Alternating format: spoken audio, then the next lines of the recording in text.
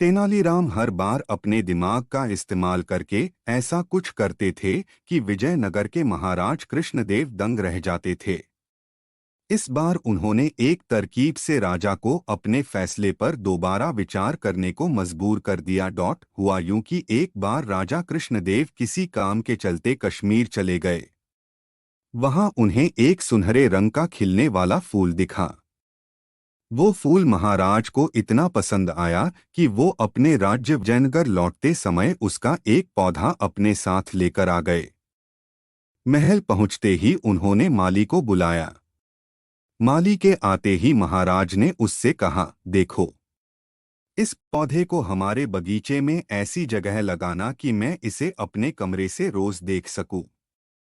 इसमें सुनहरे रंग के फूल खिलेंगे जो मुझे काफी पसंद हैं। इस पौधे का काफी ख्याल रखना। अगर इसे कुछ भी हुआ तो तुम्हें प्राण दंड भी मिल सकता है। माली ने सिर हिलाते हुए राजा से पौधा लिया और उनके कमरे से दिखने वाली जगह में उसे लगा दिया। दिन रात माली उस फूल का खूब ख्याल रखता था। दिन जैसे ही बीतते गए उसमें सुनहरे फूल खिलने लगे। रोज राजा उठते ही सबसे पहले उसे देखते और फिर दरबार जाते थे।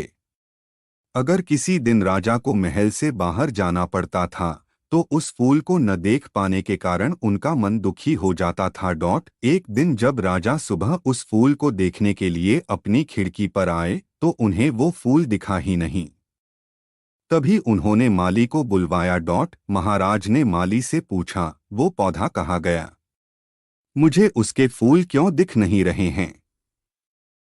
जवाब में माली ने कहा, साहब, उसे कल शाम को मेरी बकरी खा गई। इस बात को सुनते ही उनका गुस्सा 7वें आसमान पर पहुंच गया।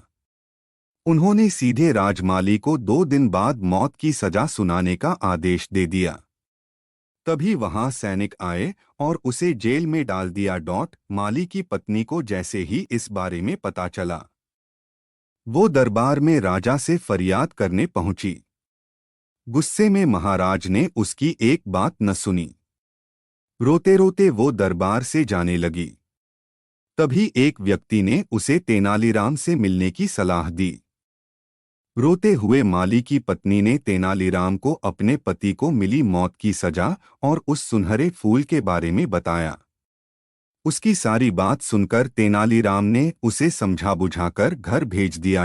अगले दिन गुस्से में माली की पत्नी उस सुनहरा फूल खाने वाली बकरी को चौराहे में ले जाकर डंडे से पीटने लगती है। ऐसा करते करते बकरी अधमरी हो गई।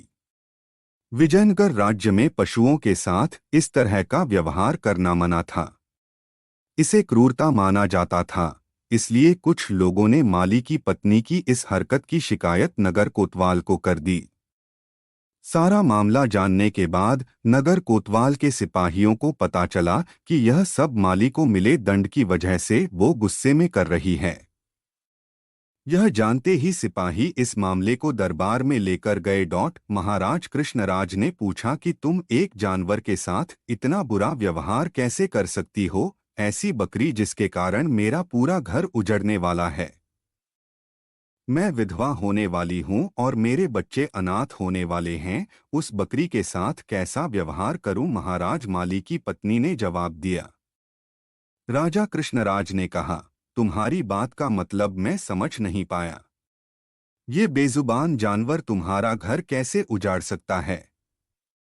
उसने बताया, साहब, ये वही बकरी है जिसने आपके सुनहरे पौधे को खा लिया था।